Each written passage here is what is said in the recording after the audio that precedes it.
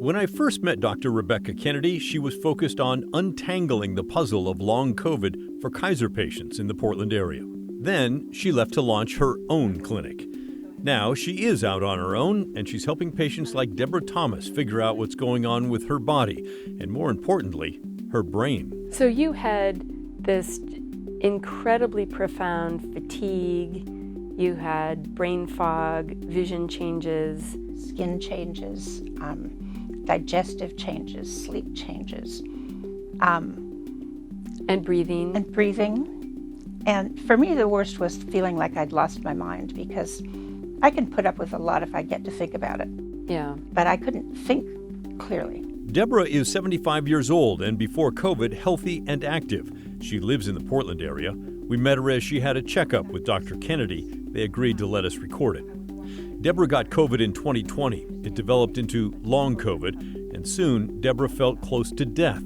She said she could barely take 3 steps, had severe brain fog, and several other problems, including a rash that suddenly appeared and lasted for a year. Now, with Dr. Kennedy's help, she says, those symptoms are gone. And I don't feel sick anymore. I think the biggest change was after 3 weeks or so of thinking the way you were teaching me to think, I found myself again. I didn't feel like an old woman lying in a bed. I felt like who I was before. And that personality, I guess, came back, but it had gone. So that, to me, was the most important thing. I didn't feel dead anymore. The story is similar for James Mendez. He got sick from COVID in December of 2021, then recovered and thought the worst was behind him. Things were going good in life, and all of a sudden I started waking up in the morning, and I would be there and I would be like, it was a sigh of, how am I going to get out of bed? You know, and I'm in my 50s, so I was like, I'm just getting old, get up. And I kept doing that over and over and over again until it got so bad, headaches every day, brain fog, fatigue. And I'm sitting in the chair and I'm just like, I want to die. He says he seriously considered suicide. But now, thanks to Dr. Kennedy's help, he says he feels much better and can return to playing guitar and singing in church. Well, hopefully you'll get back to that. Oh, I'm back. You are back. Oh, yeah.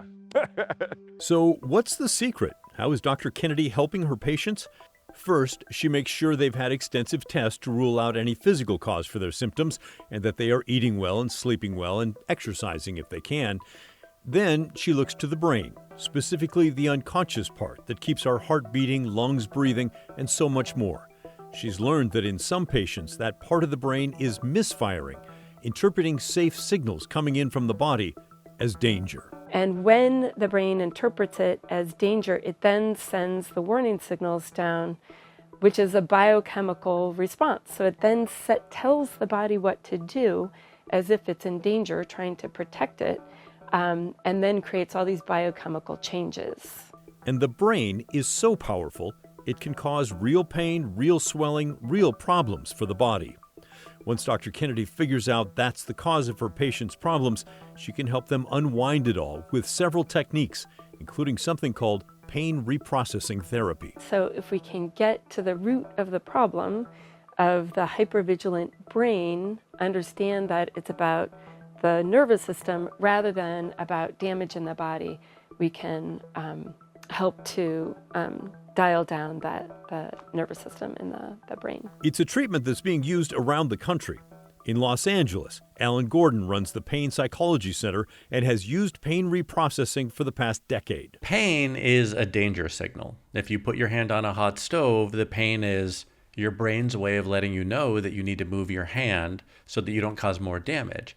But sometimes the brain can make a mistake. It could interpret danger where there is none and generate pain even when there's no injury. And this is what we call neuroplastic pain. And more studies are actually finding that most forms of chronic pain are not actually caused by structural problems in the body, but are neuroplastic. Gordon has at least one study to prove it, his own. He and 2 other researchers published the findings of an experiment they did in the American Medical Association's JAMA Psychiatry Journal. They took 151 adults with chronic back pain that had lasted roughly 10 years, then split them into groups at random. and took them through different therapies for their pain over a 4-week period. In the group that focused on pain reprocessing, 66% found dramatic relief, compared to just 20% who got a placebo for the treatment and 10% who received normal care. A year later, the results still held up, with the pain reprocessing group still feeling the most relief. What pain reprocessing therapy does is it essentially teaches the brain to correctly interpret the signals that are coming from the body, which deactivates the pain. And here's another study published in the summer of 2023 that found pain reprocessing therapy that teaches patients the source of pain is inaccurate signals from the brain actually reduced their pain. Here's another report from the National Institutes of Health Library of Medicine. And there are more. Pain reprocessing also is the centerpiece of an app called Curable. Its CEO says there are 1 million people using it. The therapy is also being used by doctors outside of America. This clinic is in England. And it's being used right here in Portland at places like the Mind Body Therapy Center. And it's been featured on major news platforms like The Today Show in late 2023. Dr. Kennedy said her patients are amazed to learn that their brain can send those false signals to their body. So I teach them about the science, and then we explore together about why this applies to them and what's going on for their own experience and why they're having the symptoms that they're having. And then I teach them the tools to get better and how to rewire the brain and how to kind of change the response of the nervous system to turn off the signals that are creating the symptoms. One of the exercises that she taught James Mandas eliminated chronic pain in his left knee. It's called somatic tracking. First, he focused on the pain in that knee, then switched his concentration to a favorite memory of a beach. And then at the end, I am safe, I'm okay, I am safe, I'm okay. And doing that exercise, over and over and over again, it retrains those neural pathways in the brain.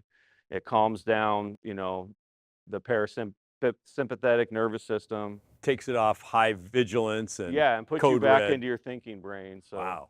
And that worked with your knee, right? Yeah, with my knee. We were doing the class one day at exercises. And so she walked us through this and she said, hey, focus on one part of your body that you notice a symptom, a pain, whatever it is. At the end of the exercise, the pain was gone in the left knee and the pain was still in the right knee, just as bad as it was. And it's still pretty much that way right now. I mean, it's not as bad, but it's still no pain in the left. And I'm just like, this is like no denying it for me. I felt it. It's a paradigm shift for people like Deborah Thomas, who never considered that her brain might be sending inaccurate signals to her body. But she is a believer now.